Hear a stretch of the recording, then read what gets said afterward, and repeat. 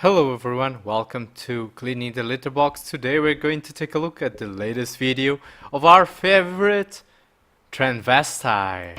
I'm just a sweet transvestite from transsexual Transylvania. So let's see what Riley has for us today, shall we?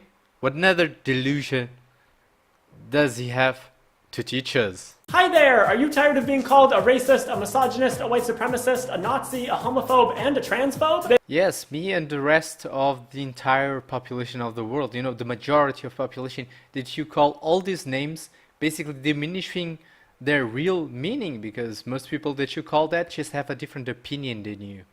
And most of the time, they are right.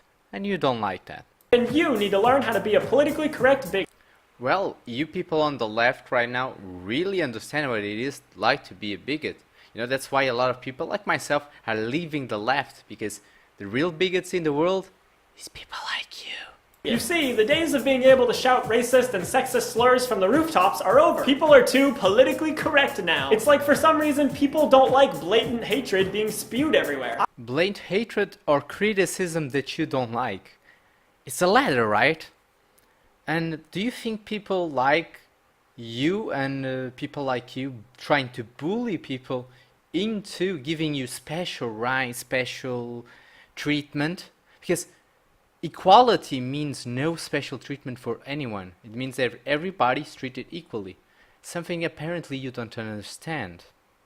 I don't get it. But anyway, because of this new climate of tolerance and acceptance, you have to be more careful with your words if you happen to be a skeptical, rational, free-thinking, patriotic American like me. Riley, nobody is going to mistake you by a skeptical, rational, free thinker. We all know we are not rational, you're not a free thinker, you're in a cult.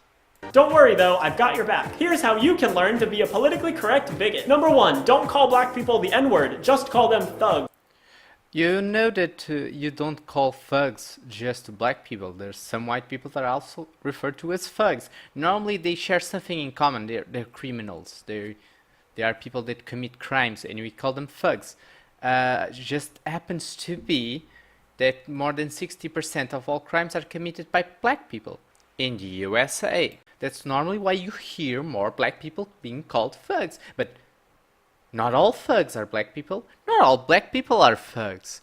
So somebody calling that black criminal a thug does not mean he's calling every black people thugs. So no, it's not racism. We all know that white people should be allowed to say the N-word, but in today's political climate, you just can't. Too many triggered snowflakes out there. So instead, just call them thugs. It's just as racist on the inside, but sounds less racist on the outside. You know what would be racist if somebody from another race, not just white, would call all black people thugs? Nobody kind of does that. Everybody normally, when they're referring to thugs, they're referring to criminals. Already explained this. In relation to the N-word is only a racist slur because black people still connotate it in that way, because it was a racist word a long time ago.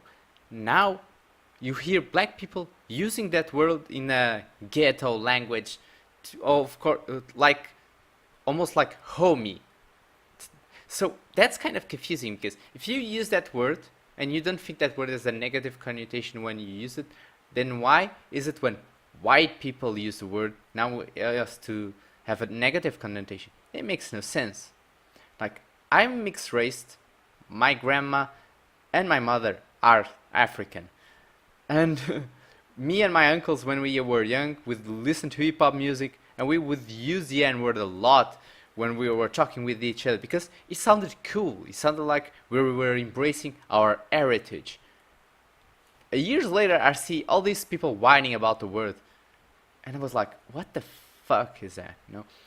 You need to decide, either the word is bad and nobody can use it, or the word depends on the context, and we need to put context in the matter. It doesn't matter which race uses the word. Number 2, instead of saying that you hate people of color, just say that you support national security.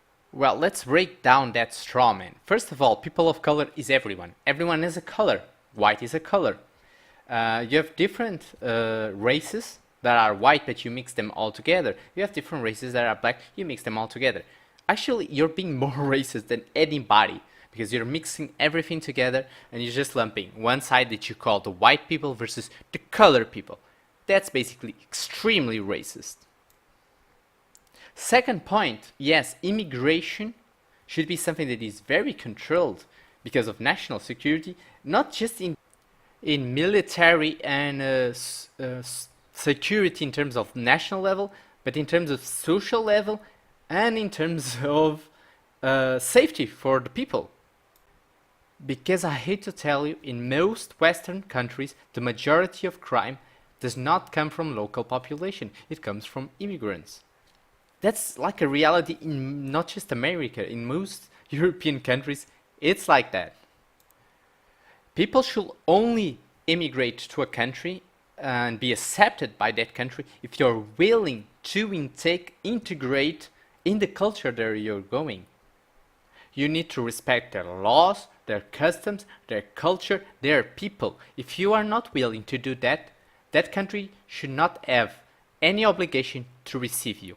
On the contrary, if you're there and you're already proven not to be able to respect that culture, laws, and people, you should be immediately deported. You take a look at Europe right now, and the only countries that are safe are the ones that are not taking in refugees. Or for example, you look at a worldwide scale, and the most safe countries, the ones that have less crime, the ones that have the best quality of life, are countries with very strict migration policies.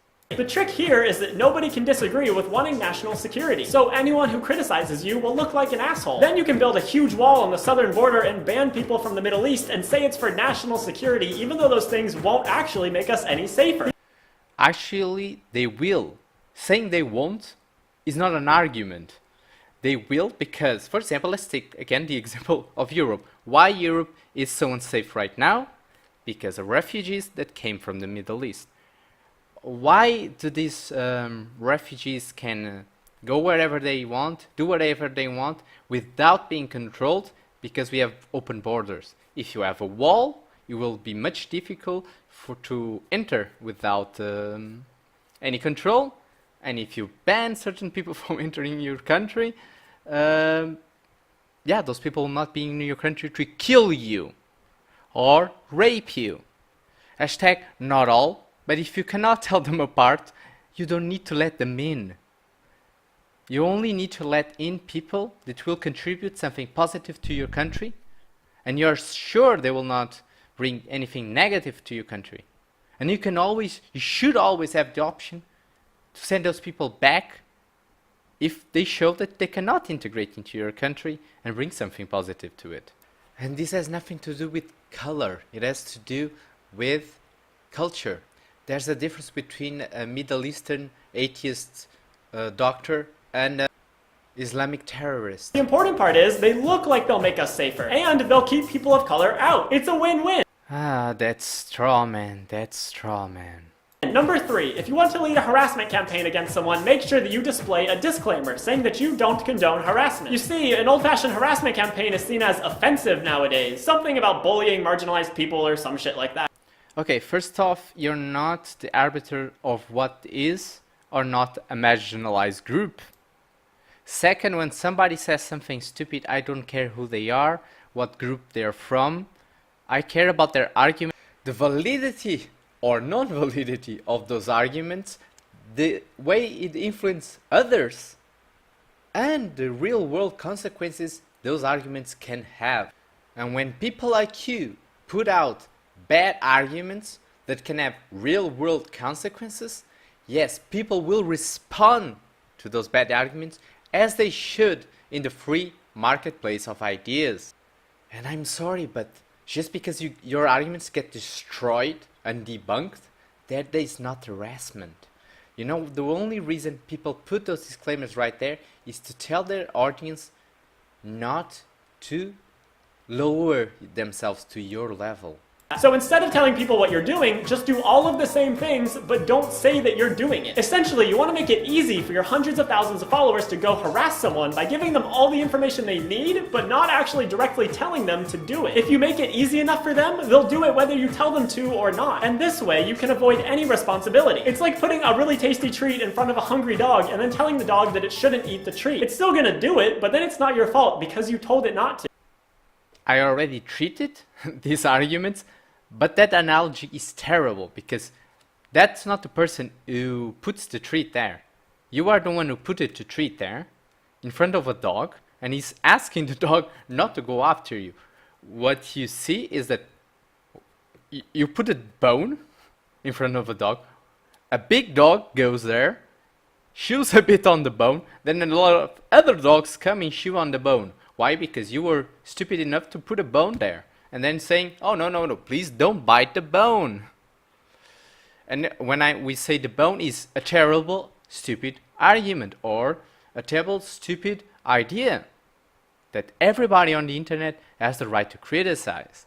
Number 4, don't call people feminazis, just call them feminist extremists. Back in the day, feminazi was a perfectly good insult. You could dismiss the arguments of any annoying feminist with just one word. But now, thanks to PC culture, we have to use 2 words, feminist extremists. Still, it's a good way to ignore the concerns of anyone who criticizes you, so I highly recommend using it. Number 5. See how we caught easily your straw man, because before you're complaining that people are criticizing your arguments. So they are actually deconstructing what you say and debunking it. But then you also complain that people, instead of doing that, even though we already established that they do that, then they also call you feminazis. And they are completely right in calling you feminazis or feminist extremists because you act like the Nazis did. You behave, you think in ways that are closely resemble of the way that Nazis think. The only difference is the Nazis believed there was this superior race and they were the ones who were right. They censored everything else. They tried to conquer everybody else. You do the same thing. Instead of just, it's like white people are the new Jews. White people, especially white males, are the new Jews. And the rest of the theory is basically the same. Instead of saying that you hate trans people, just say that you wouldn't date them. Thanks to all the liberal, leftist, communist transgenders out there, it's now not okay to hate someone just because they're trans. That's ridiculous. You know it, I know it, we both know it. So to get around this, just say you would never date a trans person. It's a good way of getting your message across without explicitly saying it. Plus, if anyone criticizes you, you can just call them a rapist and claim that they're trying to force you to have sex with a transgender person. Because remember, implicit bias is fake news. I have a full video deconstructing this other video that Riley does just on this subject. Watch it, it's going to be in the right corner. It's priceless. Number 6, don't call yourself a white supremacist. Just say that racism doesn't exist and Oh no, racism exists and you're proving that it is mostly against white people. that people of color are ruining our country. White supremacist has all sorts of negative connotations now. White nationalist is sometimes okay, but not always. The easiest way around this is just to say that you have white pride and to complain about reverse racism and white genocide. Talk about the evils of multiculturalism, laugh about the people of color who will die because of environmental racism, and yell at people when they don't speak English. But if anyone calls you a white supremacist, you deny it. The label might fit, but it's not politically correct. Hey, don't forget, by your own logic, then you cannot have, for example, black pride. Gay pride is also wrong, by the way, by your logic. And yeah, and forget about all of those black nationalists that they don't call themselves black nationals, but oh, of course they are, you know. You know that argument is completely retarded, don't you, Riley? All you're doing is being racist to white people. Because every race has the right to have pride on their race. What they cannot do and should never do is think that their race is superior. And those are two very different things. And being a nationalist does not imply color. Number 7, instead of saying you support the alt-right, say that you're a centrist who just wants to hear both sides. This one's easy. People love centrists, even though it's a logical fallacy to claim that the two extremes are bad and the center is good. It's called an argument to moderation, look it up. But if you say you're a centrist, nobody can say that you're actually alt-right. And then all you have to do is ignore the left and constantly give a platform to the right. Make sure you challenge the left on all their ideas, but allow the alt-right to speak freely. It's genius, really. So, are you giving us any example and proof that those people actually are alt-right instead of centrists? Do you have it? I will be waiting for them. But let me tell you that actually you're right in one thing. Extreme left and extreme right are not as bad. Right now, the extreme left is much worse than the extreme right. Because all over the world, the only movement is still dangerous is the extreme left. KKK, neo-Nazis. How long has it been since they've done anything violent?